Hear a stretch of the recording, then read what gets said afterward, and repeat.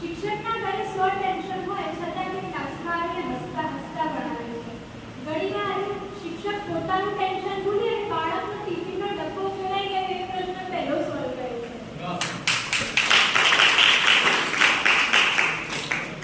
ઘણીવાર કેવું થાય, શિક્ષક બિચારા ક્લાસમાં ભણાવતા હોય, બિચારા વિદ્યાર્થીઓ ભણતા હોય, પણ રૂમની અંદર એવા 3 ઇલેક્ટ્રોન પ્રોટોન અને ન્યુટ્રન્સ હોય જેઓ ન્યુસન્સ ક્રિએટ કરતા હોય. જેઓ આખા પરમાણુની ગતિનું ગતિભંગ જ કરતા હોય. શિક્ષક પૂછે કે શું કરતા હતા તમે બંને? કે ના, અમે તો કશું નતા કરતા, એકબીજા સામે જોઈએ. કારણ કે પછી સાચું તો ના બોલાય, આપણી પેલી ભાઈચારાનું પગપાળી પ્રકાર તૂટી જાય.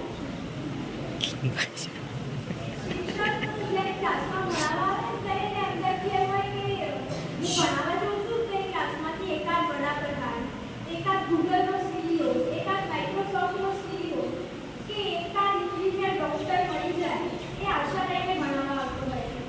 પણ ખબર નહીં કેટલાક લોકો, કેટલાક વિદ્યાર્થીઓને ભણવાની ઈચ્છા નથી હોતી.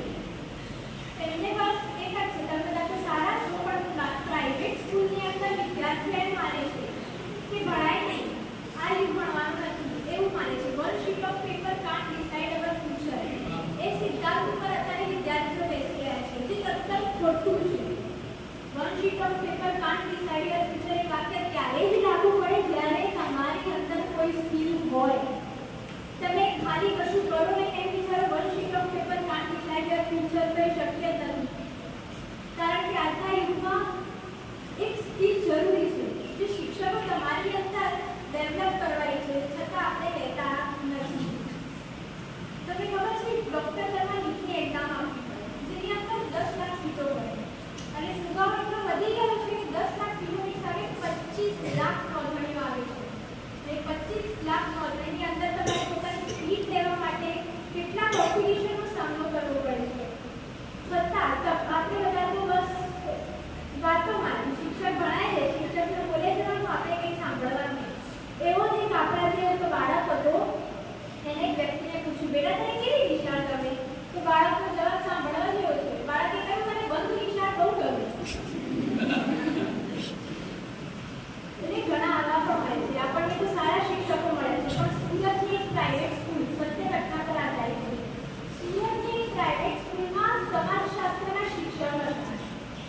તેઓએ એક દિવસ બાળકોને ભણાવ્યું કે ગંગા નદી સુરતના કાંઠામાંથી નીકળે છે. બાળકો ઘરે જઈને રોવા લાગ્યા. મમ્મી પપ્પાને કહે, અમારા બાજુમાંથી ગંગા નદી નીકળે છે, હવે અમને બતાવીએ ગંગા નદી. વાલીઓ પણ વિચારમાં પડી ગયા, ગંગા નદી સુરતમાંથી ક્યાંથી નીકળવા લાગી?